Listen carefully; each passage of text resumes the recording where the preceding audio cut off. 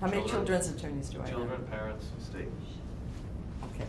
So, having said that, we're doing something a little different. This is always about surprises, what you can do on the spot. So I'm going to look for two volunteers for the first case hire. One to represent the teacher appellant, and the other to represent the state. And then the rest of us will act as justices, asking questions. And when you ask questions, presuppose that your view is, so for example, if you're a justice, Lester, you would favor, say, views of children, parents, state, etc. You all following me? Yeah. Okay, so who wants to volunteer to actually do the oral argument for the appellant, Meyer, in this case?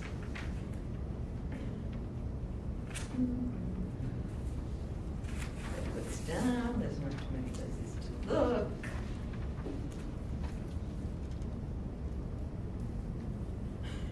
Looks all like John is looking. I do Nebraska. You'll do the state, yes, because you're on that side. Okay, yeah, so John will do the state. And then how about...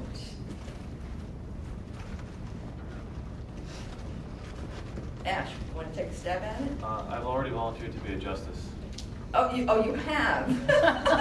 I didn't get that. All right. Tim? Yeah, I can. Well, let's put it this way. We're going to do what? Meyer, Pierce, hopefully, I don't know if we get through all of them today, but Meyer, Pierce, Prince, Yoder, and Troxel. So we're going to be shifting things around. Can I volunteer in advance for Yoder? All right, fine. In advance. So what about parents? Yes. Or mayor? Okay. Mayor. Okay. So, Tim, you said okay? Yeah. Yeah. So you're representing the appellant here in the case, okay. in Meyer. And we'll help you through it as he starts. We'll have him start as he would ordinarily start an argument for whoever's going first, the appellant in an appellate case, or if it was just a motion hearing, for example, it'd be the party, asking for relief. So you would kind of start with what you want the court to do, and we'll try to interject with questions. And the questions could be just, questions of a factual nature, and then when he gets to his argument, questions, about what he's basing his argument on. Are you all following me? Yes. Good. So say who you are and that you represent, the appellant Meyer in here, and how this case, and so start it like procedurally, how this case got to here, the Supreme Court, and then what you want this court to do. Take your time. You can look at your notes.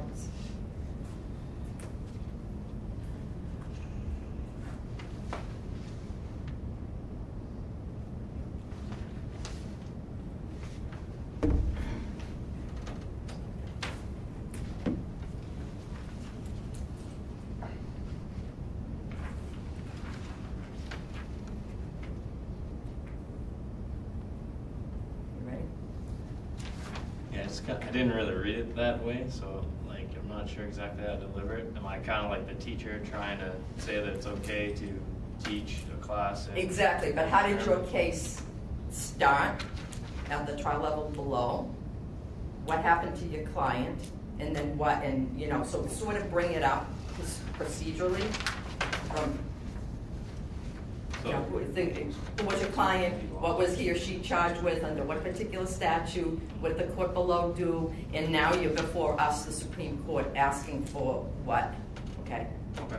All right. So I represent Robert Meyer. He was convicted of offense of teaching a class in German, which violates state law of teaching language other than English below the 8th grade, or to children that haven't graduated the 8th grade. It was affirmed by the Supreme Court of Nebraska, and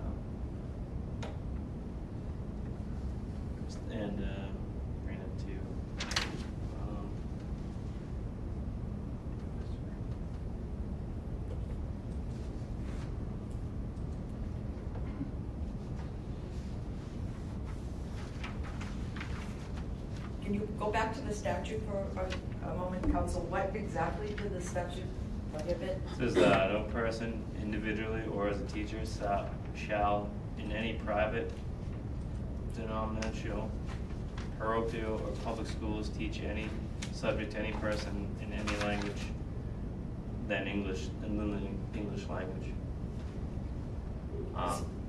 So if I'm understanding you correctly, then the statute prohibited the teaching of languages? Yes, any other language than English, with the exception of the dead languages of Latin. That's what I was going to get to. So it was, it's okay under the statute to teach, for example, Greek or Latin, but not okay to teach German? Correct. So, actually, I'm going to reserve that question for the state. We can go back and forth. Normally, he would have only a limited opportunity at a time as the appellant, and then I go to you, John. But what was the basis of the statute? What was the purpose of this statute? This is Counsel John Nealon for the state of Nebraska. It was within the police power of the state to make sure that children that were in immigrant sort of neighborhoods and communities that spoke other language at home, that the time that they were in school, that they should learn English so that English as a language would take hold in them, and then that they could, that would help them to become better citizens. Okay. So I'm sorry, I should have called you Attorney Kehane, but I can't pronounce your last name. Kehane? Cohen? Cohen. Yeah. Cohen, so the E is silent. Okay. So Attorney Cohen, what's the basis of your argument before this court? What do you want this court to do? I want this court to allow other languages to be taught below the 8th grade. I think it helps to further the education of children. And what did you appeal specifically on behalf of your client? You mentioned at the beginning that your client was prosecuted, correct? Right. Feel free, anybody can step in, but when you ask the question, you might say, no, you don't have to identify yourself, that's okay, never mind.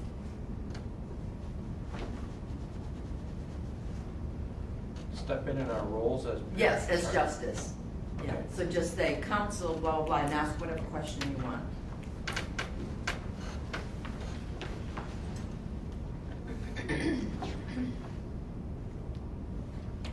So just that, the teaching of any...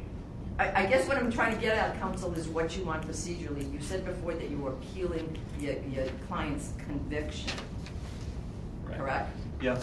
All right. So based on that, what is it that you want the court to do? I just want to be clear about that.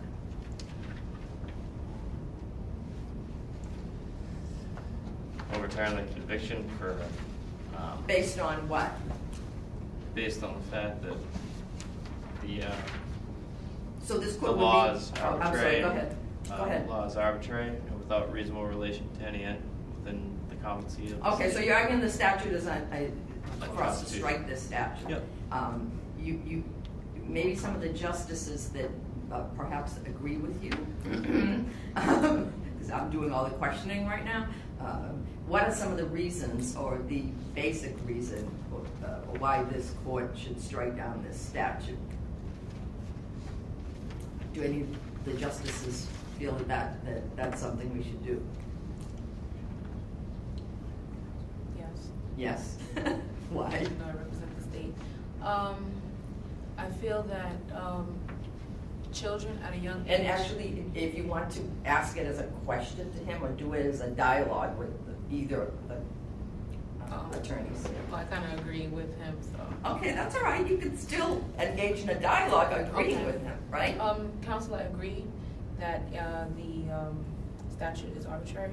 I do feel that children at a young age are able to learn more, and the fact that they would include foreign language as part of the curriculum in schools would allow the children to expand their, education. So I agree, counsel. So what exactly is the nature, counsel, of your client's right that you're asserting here? I mean, for this court to invalidate the statute, do you want to add to that, Justice, what I'm asking him? It's clearly a violation of the Constitution under the 14th Amendment. I'm just interested what privacy interests you see as being infringed upon.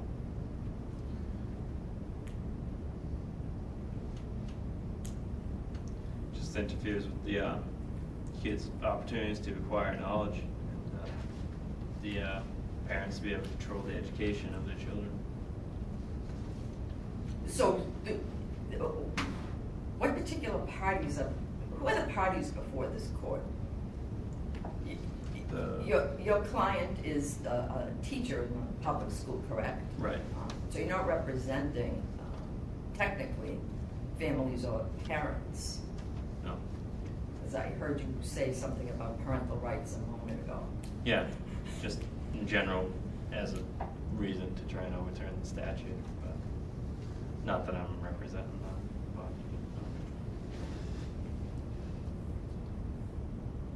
Doesn't the state have an interest, and I think I heard a little bit from Attorney Nealon about this before, in prohibiting in promoting rather the welfare of children, civic development, by inhibiting the education of children in a foreign language, before they can learn English, American ideals, etc. So if children, even children of a foreign-born population, if they're taught in their own language, won't they be hindered from becoming American citizens? That's what I'm asking. In American ideals, and it goes to the heart of the purpose of this statute. Yeah, I understand that purpose of the statute, but I think the statute goes too far in limiting education of any of the other languages. It's not based on trying to educate children only in their native language, and it's really just excluding all other languages. I think if you allowed them to learn other languages as well as English, you'd have a more well-educated student. So here's a question for Attorney Nealon for the state. The appellant is raising kind of novel, at least at that time, issue here by arguing on behalf of his client, who's a teacher. He also seems to be raising the rights of families. And I guess my question to you is, why should the state interfere in family matters? And he mentioned the 14th Amendment right of parents to choose that their 10-year-old child should be learning the German language from this particular teacher or teachers, plural. Well, I think it's the parents have the ultimate control over the child, but in certain circumstances that can be limited. And I think that this could be a situation where it's useful for the state to limit the ability of the parent to decide to do this, because it's kind of there's only so many hours that a person can be at school, and if they're learning another language, they might be. I mean, another example would be like in the other case with like a Jehovah's Witness asking a child to go to work. That would be something where the parent's choice was the state would intervene there. 14th Amendment. Would you concede, at least on behalf of the state, that there is a 14th Amendment right on behalf of both the school system and parents in relation to this statute?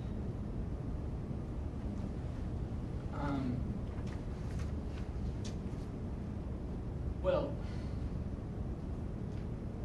I think it doesn't altogether prohibit learning languages.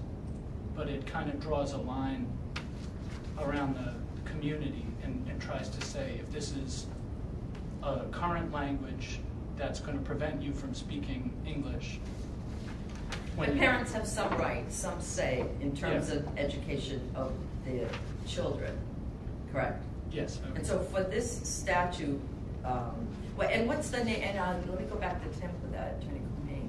What's the nature of that right when you think of life, liberty, or property? Does parental rights fit very nicely into any of those categories?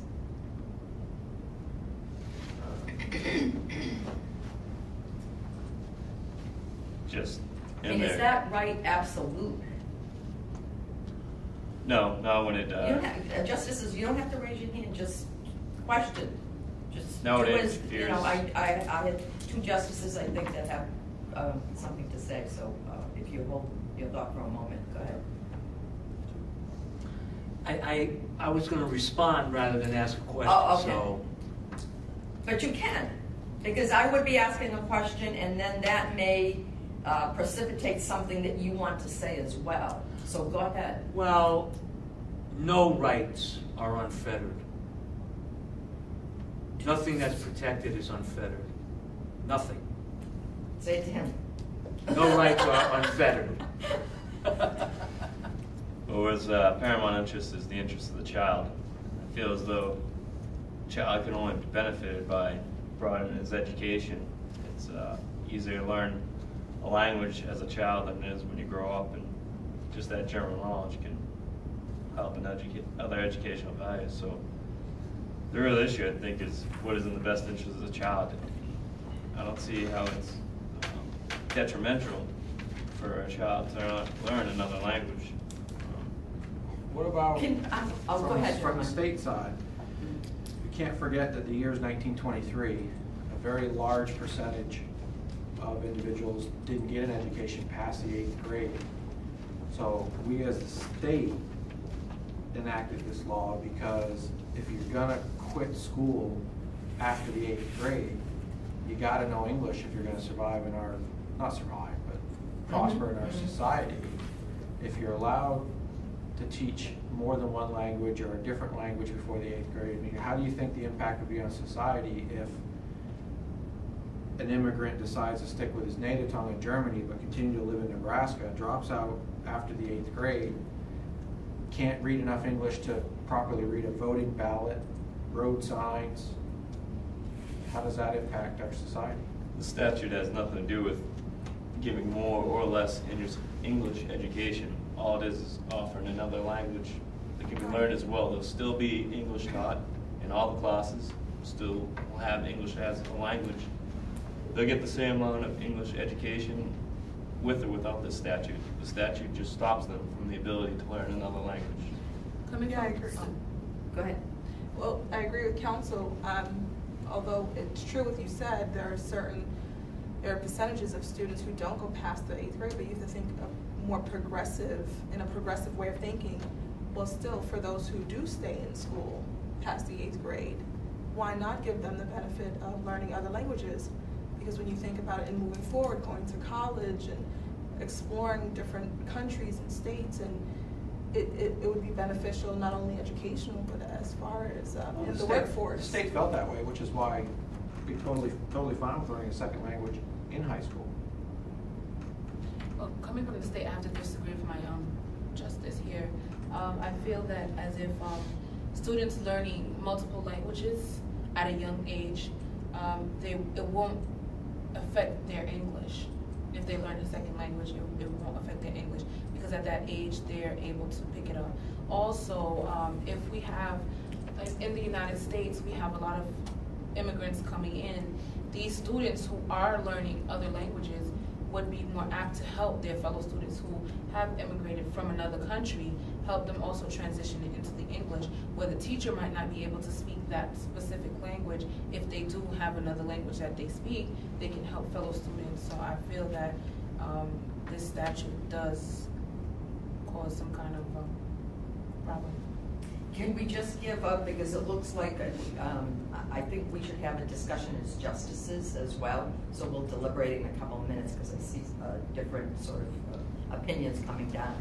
So let's get Tim and John, how about a 1 minute summary, whatever else you want to May I just ask one rest question? on? Yes. Is it just German that is being taught as an option, and why Yes, is yeah, that? go Is it ahead. because the community is a German language-based community? German actually isn't even being taught. The teacher was just teaching one student in German, I believe, because he didn't know English as well. Is that what it was? Or he was teaching English like in German, right? Is that kind of what I got out of it? Yeah. Reading in German. Reading. Just, yeah. But the statute forbids what, as you said before? Everything but Greek, Hebrew, and Latin. Yes, correct. So can I ask the question to the state? Why would you prevent all other languages but Greek, Hebrew, and Latin? Why are those exceptions to your rule? It's because those are the foundations for English. The ancient languages. Yeah. Because Go ahead. the whole idea is that if it's a living language and it's spoken by your family and it's spoken by your aunts and your uncles, that's going to take away from you getting solid in speaking English So, in the rest of your school. kneeling for the state, just quickly, what do you want this court to do and why?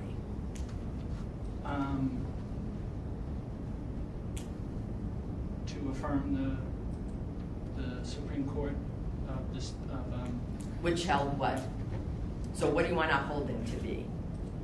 that they're fined for that they are convicted of violating the statute. I'm sorry. What about the statute? That the statute is constitutional. Because? Because it's not restricting, it's restricting it just to the school hours. And it's allowing parents, if parents want to give their children extra opportunities, they can set up some tutoring outside of school hours. Attorney Cohen? Yeah, obviously your argument is unconstitutional. Why? Right. I'd like to have my client's conviction overturned and the statute overturned because it's unconstitutional. The fact that it goes too far in limiting children's rights. I think in the best interest of the children it should be overturned so they have the ability to further their education. I'd like to note that the Constitution extends to all people, even those who speak other languages. Okay, thank you both, counsel. Now, I'm Chief Justice, and I'd like to ask, I'd actually like to read something from the reasoning of the Nebraska Supreme Court. And I'd like us to think about that because it seems to be the argument of the state that was actually brought up by the state's attorney. And I don't remember on what page it is, so I'm going to read it. The legislature had seen the baneful effects of permitting foreigners who are taking residence in this country to rear and educate their children in the language of their native land. The result of that condition was found to be inimical to our own safety. To allow the children of foreigners who had emigrated here to be taught from early childhood the language of the country of their parents was to rear them with that language as their mother tongue. It was to educate them so that they must always think in that language and as a consequence naturally inculcate in them the ideas and sentiments foreign to the best interests of this country. The statute, therefore, was intended not only to require that the education of all children be conducted in the English language, but that until they had grown into that language, until it had become a part of them, they should not in the schools be taught any other language. The obvious purpose of this statute was that the English language should be and become the mother tongue of all children reared in this state. The enactment of such a statute comes within the police power of the state. So that was the rationale of the Nebraska Supreme Court. So I'm asking the justices, let's address that rationale and decide whether we agree or disagree with that rationale, Lester. Well, Professor, first of all... No, I'm not Justice. First of all, Your Honor... No, you don't have to call me Your Honor, because you're Your Honor as well. Well, then you call me Professor. This is egregious intrusion of state power into the lives of citizens. It is a thinly veiled, it's a thinly veiled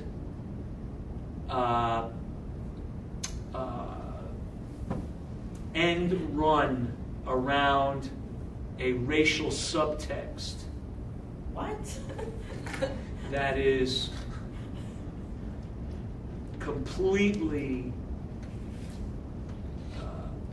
contrary to true state interest. And in spite of what Jeremiah said, the war was just an excuse to enact this utterly violative practice. War. What's that? What war? It's the same, that's the same rhetoric that we heard after September 11th. But doesn't the state have to, I mean, isn't it That- just... that we heard- Yeah, I'm sorry, I interrupt you for a moment, because we're arguing in the historical context. There was no 9/11 in So 1923. we're back Well, it was, to but it was Lester. 9/11. But here's my question. Actually, it's kind of a twofold question that deals with the balancing here. What exactly is the family and the school's interest? And isn't it kind of, not to say that the family doesn't have, obviously, an interest in how their children are educated, but isn't that interest, and I hate to use the word, but a little bit minimal in terms of that all the state has to show is a rational purpose. And if the purpose is we want all our citizens, all the children to become, American citizens, isn't it just a minimal showing, I guess is what I'm asking, that and if you agree with me, then it could be that the state is not even reaching that minimum. Do you know what I'm saying? So I don't know if anybody... I don't think it's too much for the state to require its citizens to speak in their native tongue. I mean, that's all they want to accomplish. So it's, it seems like they're trying to make it like it's unconstitutional for just the citizens just to speak in the English language, and that's not the issue here. What is the issue? I think is just the state is just trying to prevent other languages to be taught, but like Council Cohen said, they are going too far in restricting that ability. Now, in terms of going too far, there's a quote, and it's actually not from the lower court. It's from, I may decide to put that in my opinion when I write it, and it goes back to ancient Greece. Should we follow up what was done in ancient Greece? In order to submerge the individual and develop ideal citizens, Sparta assembled the males at 7 into barracks and entrusted their subsequent education and training to official guardians. Although such measures have been deliberately approved by men of great genius, their ideas touching the relation between individual and state were wholly different from those upon which our institutions rest. It will hardly be affirmed that any legislature could impose such restrictions upon the people of the state without doing violence to both letter and spirit of the Constitution. So basically, would we be going too far if we find this statute constitutional? I think it's going too far. This first sentence that you read earlier, you said the legislator had seen the baneful effects Right. of permitting foreigners who had taken residence in this country, so on and so forth. Then it goes on to say the result of that condition was found to be inimical to our own safety. So what is it that teaching a child or allowing a child to speak in another language, how does that affect our safety? So then it goes, to me, it seems as if it's like you said, some kind of racial thing. Like, for example, again, like you said, after 9/11, there was some kind of, towards people, okay. We're not there. We're not there. Okay. So 1920, we have people immigrating from like Italy and 20s. That's like from like Italy and Germany and these countries. So now, what is it? Are they afraid that they will raise these children to be terrorists, or is that the fear? Because again, for them to say that a child learning only English, it does not affect their education, the fact that they speak another language. So if they're just solely relying on the fear, they have to state what that fear is for us to see where the statute is legitimate or not. Rick, okay. Just as Ash brought up that it's not too much to ask for them to speak in their native tongue if they're in the United States, but the fact of the matter is that their native tongue is German. And as such, I think you've just shown that it's a protected class, because we're basing, we have to look at the argument based on national origin or alienage. So now we have to look at the argument, with strict scrutiny, that there has to be a compelling government. But that wasn't brought up or preserved in this case.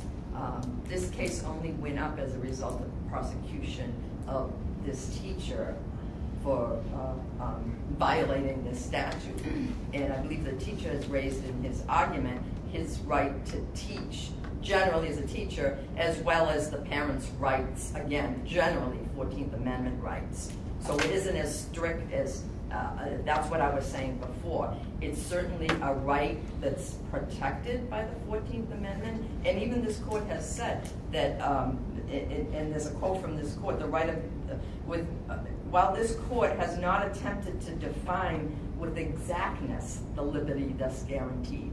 So it's not, the parental right that we're talking about is not in the Bill of Rights. You don't read it anywhere. This court says the term has received much consideration, and some of the included things have been definitely stated. And famous quote where you have the list of things, the freedom from bodily. It denotes not merely, we have said, the freedom from bodily restraint, but also, and here's the list, the right of the individual to contract, to engage in any of the common occupations of life, to acquire useful knowledge, to marry, establish a home, and bring up children, worship God, blah, blah, blah, blah, blah. So the right that we're talking about here has become, a common law right that has fallen, I guess, within the penumbra of the 14th Amendment, life, liberty, property right. Yes. Well, the state's taken the perspective of that they're in charge of the education for the state, and their philosophy that the educational philosophy of and the the time state that has we're some talking, right to do that, right? Right, and at the time we're talking is 1923. So the philosophy of education. Well, we're arguing 1923. Right. So the philosophy of education in our time of 1923 has been adopted by the state, in that when immigrants come, the best way to educate them is to immerse them in English, that's right, which is the native language of the country they're now in, and that has to be a primary force. And unfortunately, for those who don't agree, the children are not expected to speak anything but English at school, even at home. And when they speak English at home, they're then training and educating their parents in the language as well, because they're no longer of school age. So they have no opportunity to learn English unless the children are then speaking English at home. So that's the directive, that's the reason that this has taken place. So it's not looked at from the state's perspective as a transgression on the right of liberty or the right of the parents to educate. It's the philosophy of education which the state is imbued with engendering to its students to do it with this curriculum. Who hasn't spoken that wants to? Okay, Lester, since you raised your hand also, let's start with you on how you think this court should rule. And and why? Well, Professor, I want to answer your question, Which one? but I just want to go back to my earlier point, which I didn't complete. Okay. Of course, September 11th is a modern day event. The internment of Japanese in 1942 is a modern day event. But if you look at the language of the judicial decision, the baneful Of the lower court, the Nebraska Supreme Court. the baneful effect, inimical to our own safety. Right, right. I mean, this is highly charged. It's just the literature that they spoke in, though. That's how they eloquently speak. Eloquent. This is highly charged language. This is not judicial neutrality. This is highly charged language. As the dissenter said, this is appealing to crowd psychology. Okay. So this decision and this act, and we know throughout since Marbury-Madison that the Supreme Court This court. has made some very bad You decisions. have the opportunity to pretend in here. Some very bad decisions, and particularly intruding on. So what is your fear, that we would make a bad decision? Well, no. If we agree with the Well, state, right? I mean, I'm just thinking now, at the exact same time was the Scopes trial in Tennessee. I mean, the intrusion into education, and one more point, Professor, ironically, today, both the state and the federal government has done a complete about-face to where now there's an attempt to standardize education throughout the country, state by state, so that teachers and students have to meet certain Okay, you're getting away. We'll get to that much later on in the semester. That's what I'm saying. It's ironic that that's the movement today. And that the Simon Act was sort of... Whoa, whoa, whoa. You didn't answer my, get back to my I know I question. didn't answer your question. What should this court do and why? And along with that is what, and I think I've heard sort of generally, but let's get back to what test. You want us still arguing pro our roles, right? Pro our roles. So we want to decide this case now, right? And the reasons for or against deciding it. What test should we use? Well, What test should we use in looking at this statute? And again, and also again, and we've talked about it all around it, but let's now be clear. And what rights of both the school system, the teachers, and parents are at stake? Jeremiah. Well, again, speaking on behalf of the state. What test should this court use to determine whether the statute is valid? It should not be strict. And that goes back to the rights involved. So it should not be strict, but it should be what? rational basis. Yeah, probably rational basis. And why? Just, I'm trying to think of the appropriate common law term, but it's, to put it in layman's terms, it's not a complete restriction. The state's trying to regulate what happens during the 6.5 hours someone's in a public school. It's not a total restriction on their lives. So that's why I don't think it rises to the level of strict scrutiny. It's rational basis because it's a legitimate state goal or state mandate, and this is a way to accomplish that goal. Okay, but to get to that point, we need to have addressed the rights of the parties.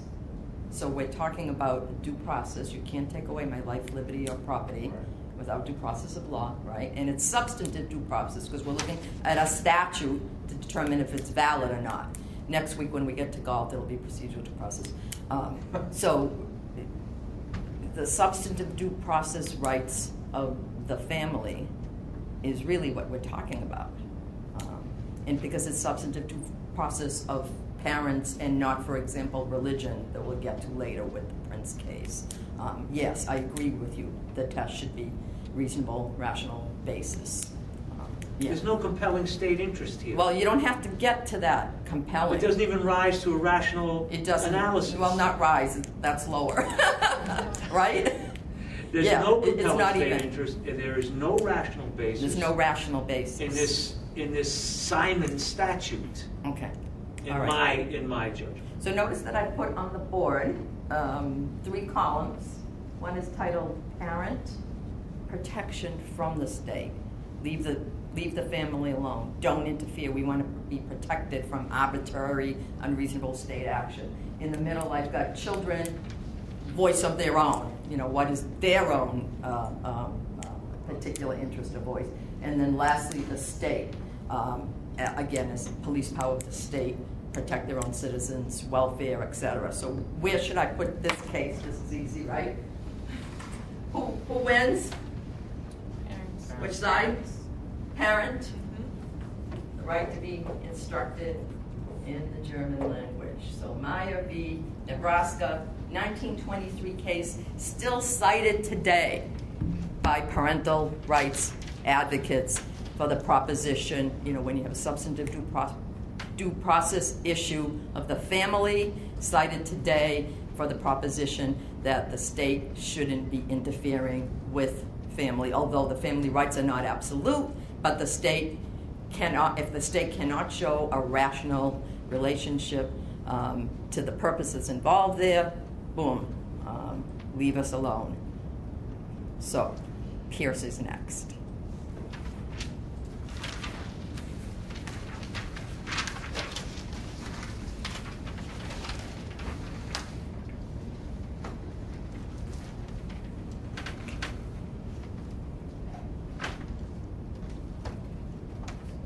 Now we have the governor of Oregon here is the appellant, Pierce, and then there's 2 schools. So we need somebody to represent the appellee school systems and someone to represent the state of Oregon.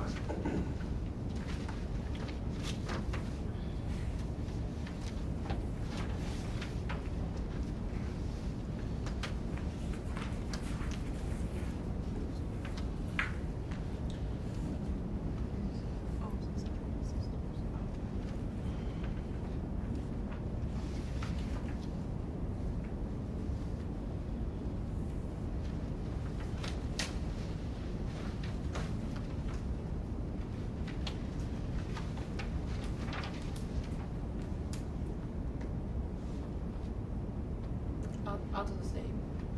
Jadita for the state. Richard? Okay.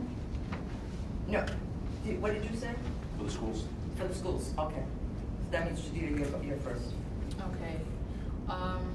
In the state of Oregon, we So, Council, just procedurally, let's make sure we're clear on that. How did this case get to this? okay. So what happens is that in 1926, in the state, we required every parent to send all children between ages 8 and 16 must be in a public school, a school run by the state, not parochial, not religious schools. It has to be a public school, and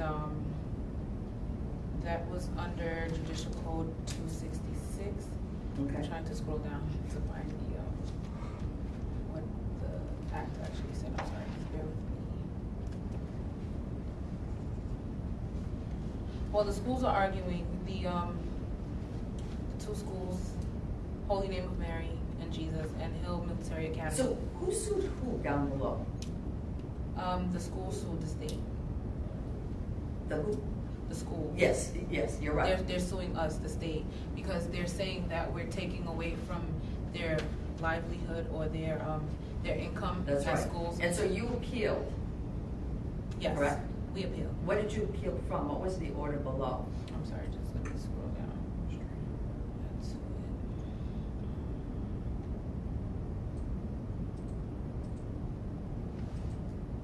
Okay, they're saying that the state is infringing on the parents' rights to choose what schools to send their children to. And What sort of order did the schools below get that you're appealing from? oh, it's a restraining order Restraining them from what? from sending their children to schools that are not public schools. Okay, so basically from enforcing your statute, Right. compulsory. Okay.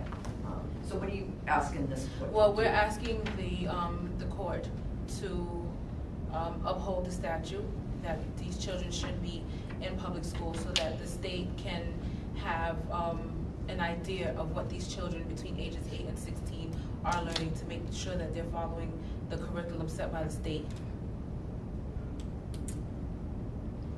So this court decided might be Nebraska 2 years ago.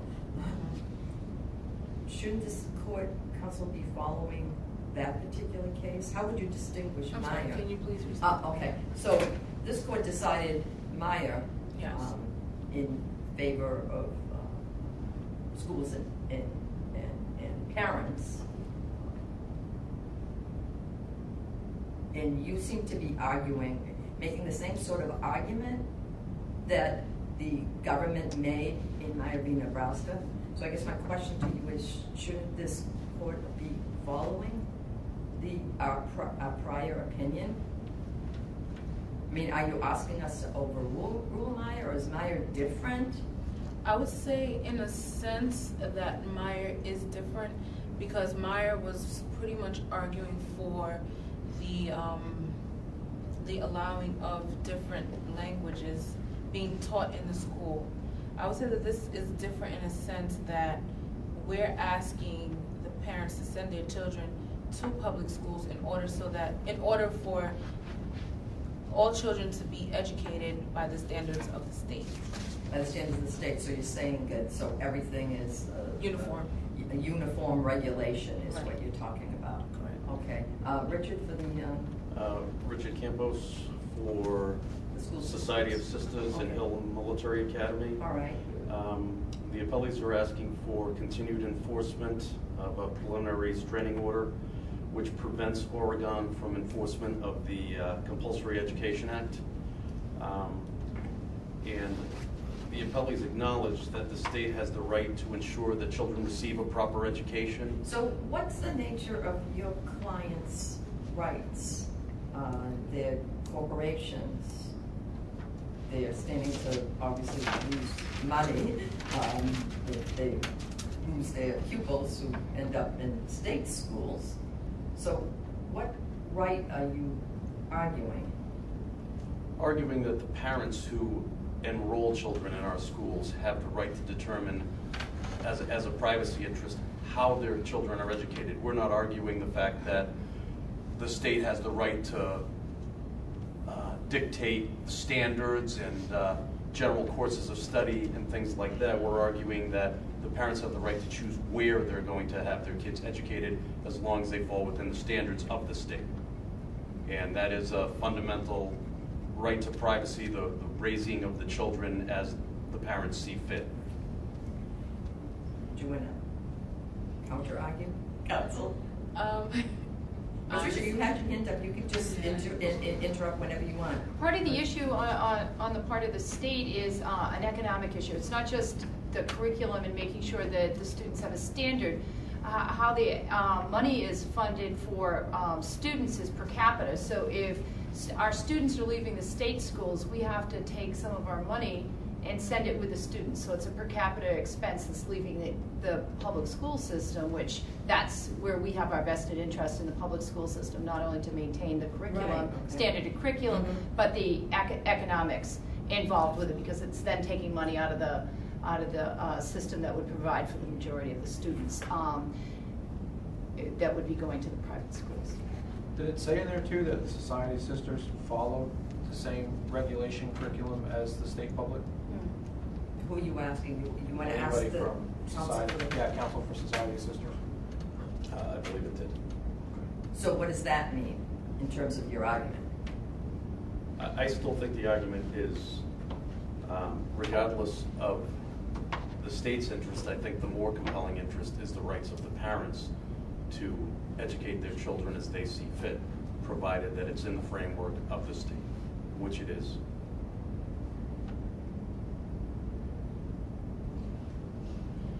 Is this it? All right. Okay. So you're suing on behalf of the parents, or do you have something personal that you're losing in the two corporations? What's the deprivation to your clients that the state's taking away? What are they losing?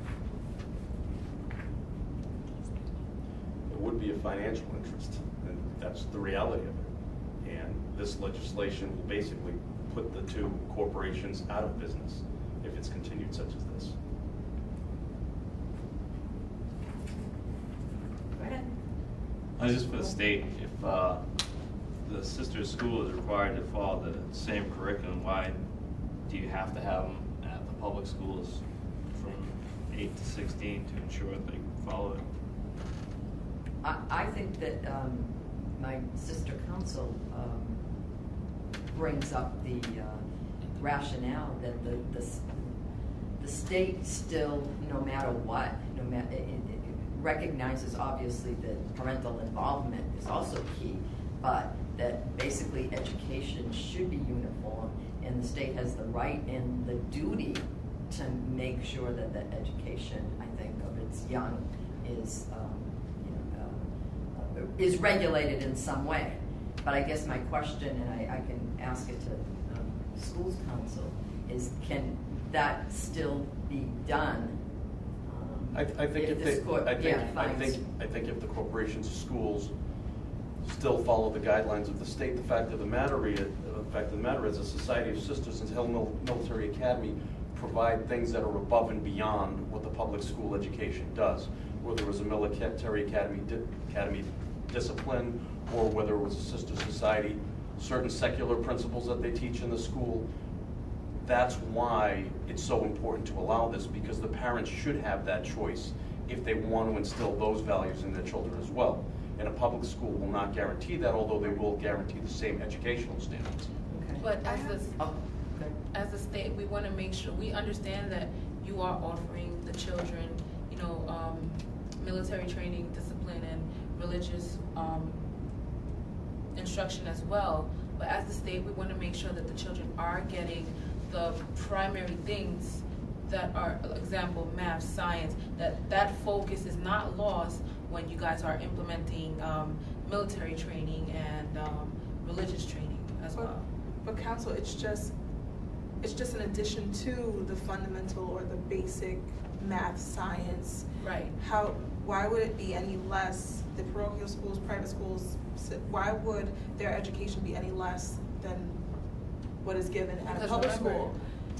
And I think it's also, as from what we know about these schools, I think they should have a right to infuse that kind of, whether if it's military courses or religious courses, they have a fundamental right to do so within their schools. We get that, but let's remember the school day is a certain amount of hours. Let's say the school day is 6 hours, and you have 10 subjects in the religious and in the military school, and in the public school you have six subjects, so they're allotted an hour for each subject.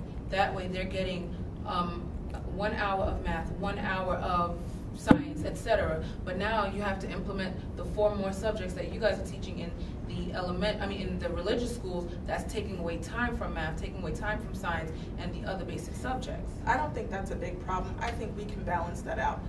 From what we know, even as today in private schools, there's one, like I know for some universities, some private schools, they have the math, the science, and they'll have one class that's for chapel or for religious studies. It really doesn't take away from their core classes at all. I think that's just, it's not a big deal. I don't Okay, think a it's couple that. of more just like I was saying- opinions, and then we'll wrap this one up. Like I was saying before, why can't you just make sure that the requirements are the same? Your basic core classes that you say you need in the public schools from 8 to 16, just require them to teach those classes, make sure they're equal time classes, and then whatever they do with the extra time is really up to them, however they fill the other class slots. One more thought? I think the state has an interest in the education of the children who reside in that state, but it is not superior to the parents' interest in those same children. Okay. Famous quote in this case. Can everybody pick it out? It's just like one sentence, cited over and over again later on. It's about the child. It's about the child in the state. All right, all right. The child is not the mere creature of the state. Yeah. Child is not the mere creature of the state. So the court recognizes that, yes, the state has an interest and a duty to make sure children go to some school, but balance it with both the school's, property right involved here, as well as the parents' rights to have their children educated in private schools. So again, 14th Amendment, substantive due process rights of parents. Again, these early cases have become parental rights cases, and yet they were criminal cases against school systems. Just wondering, would you consider this, whereas it's I'm saying that it falls under a fundamental right to privacy, would you consider that now more strict scrutiny, or would you still consider a rational basis? Well, you know what? Hold that thought, because when it comes to Prince and the mother in Prince, or the mother figure, she was the aunt. that his aunt, has a little bit of a different, has an interest that's more fundamental. So when we get to Prince and Yoder, you're coupling basic liberty rights, general liberty rights of parents to bring up their children, along with their First Amendment right as well. And I think that's what makes it more of a fundamental interest, necessitating the stricter test, compelling state interest to overcome a statute. So who wants to do Prince? Let's do Prince a little bit different, because we're running out of time.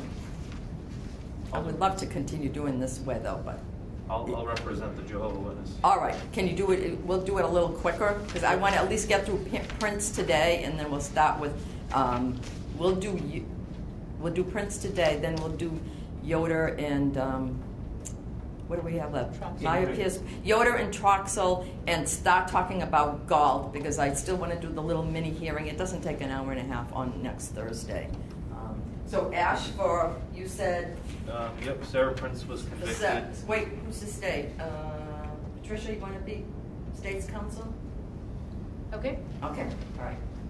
Sarah Prince was convicted of furnishing an infant with magazines, knowing she would sell them unlawfully on the street, and of permitting such infant to work contrary to the law. We're in Massachusetts, and we're appealing conviction for the violation of Massachusetts child labor laws. Okay. The statute So what's states, your argument? What do you want this court to do? to overturn this violation, and we're arguing that we're exercising a God-given right, and What's this God-given right? the ability, well, it's a constitutional right to preach the gospel, and no creature has a right to interfere with God's commands.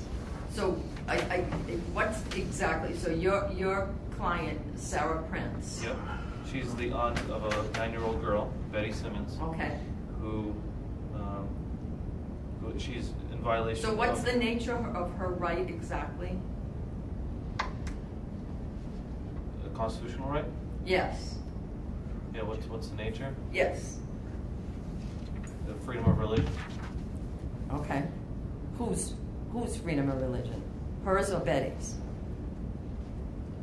The little girl. The little girl? Is the little girl a party? She is. She is? There was the little girl. Well, she's not a party to prosecuted? this case, but she's. So again, what's the nature of your client's rights?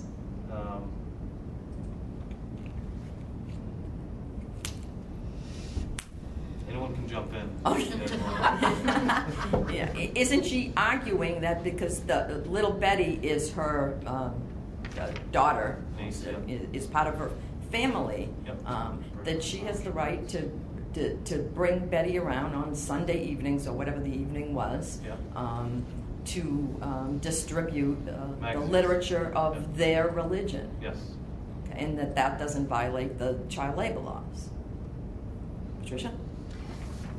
The state takes the view that it is a violation of child labor laws. Children were not allowed because of the Industrial Revolution and the wrongs that were exacted upon children at that time to engage in any type of work, which would include their only job is to go to school, basically, and if they have to do any type of home farming, that type of thing. But in terms of a job, they were selling pamphlets for 5 cents. They were proselytizing and speaking to others, trying to promote their religion, and that's just unconscionable and unacceptable for children to do. They were young children, and that was just not what they're supposed to be doing. But let me ask you a question to the state and whatever the justices think about if they're pro-state. She was convicted of violating child labor. Was little Betty really engaged in child labor? She was just really hanging out. She didn't sell anything. She was proselytizing. Mm-hmm. As I understand it, she was committed and she wanted to go out and do this. But the question is is it really okay for a child to stand on a street at night? Can they catch cold? Can they catch? Well, her other option was to stay home, and she was crying because she wanted to be with her aunt. And I think the issue from the state is they're trying to make money. The fact that she didn't that night doesn't change the fact. I mean, if you said right, we do see in the record that they accepted money earlier. But yeah. Here's my question, though. When I was asking Sarah's counsel about the nature of her rights, looking back at our earlier cases, Meyer and Pierce, the parental rights involved there were so much less than what Sarah Prince is arguing. It's like she has double rights here. Not only her 14th Amendment right to say, hey, you know what? I'm the parent figure here. I have I can make the decisions for my child. But she's also coupling that with her First Amendment right. So the state really has a much larger burden to bear, and can the state overcome that? And we know it does so quickly. Why does the state Well, the end state up? can overcome it because why? As an adult, we're not looking at what she was doing herself. The fact that she was including her young children. Oh, by the way, sorry, the quote I just gave you was from Prince, not Pierce. Child is not the mere creature of the state, was Prince. I'm sorry. So correct that in your... Pierce. Huh? That was Pierce. Then Prince, the actual quote, I think came from Prince. No, I Okay. Because that's what I based my... All right. If it was, Prince reiterates it again. All right. Prince reiterates it. I think for Anyway, the state, I'll look at it again. I can't remember now which case originated with that quote. But here's the thing. Side aside. That's right. And it didn't. The labor laws applied because it didn't matter if the kid was selling a pamphlet for 5 cents, flowers for 5 cents, cookies for 5 cents. They were trying to make money. They were engaged in an act of labor. Well, but add to that, what is the state's interest in protecting children here in terms of... Did you get to that, Patricia? The health, morals, and welfare of the child. being exploited. Yeah. Not being a martyr.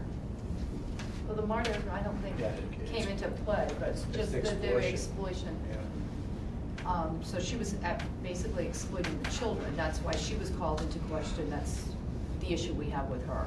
Okay, so when, and obviously we're putting Prince over here, protection of the state, and Prince becomes the basis, for example, in particular kinds of cases in the juvenile court system later on when we get into the care and protection cases. It gives the state the right to intervene when the welfare of a child, of children, are at stake. So even though the state here had to show a compelling interest, which was much more difficult than the earlier cases, was able to do so because of the child welfare argument.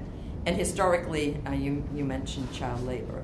At the same time, and again, I will profess that I don't know history that well, but I do know that child labor and unionizing was going on around the same time. So why have children getting the money when able-bodied adults should be? Behind the cases, there are many reasons and rationales for the holdings of the court as well. Lester?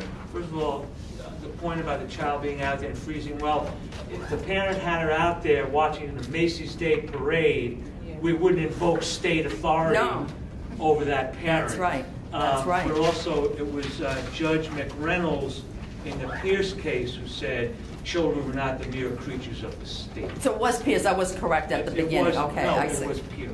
It was Pierce. It was Okay. Pierce. I second-guessed myself, and I said, wait a minute, was it Prince? All right, so we start with Yoder. Yoder has I mentioned before, we look at dissents sometimes. So you want to look at Yoder and Yoder dissent in terms of the emerging movement, the voice for children. Again, the early cases were family versus state. With Yoder and Galt and some of the cases that took a look at, maybe we need to have a separate side in terms of, what does the child want? What are the child's needs, wants, wishes, etc. So we'll start with that on Tuesday. Thank you.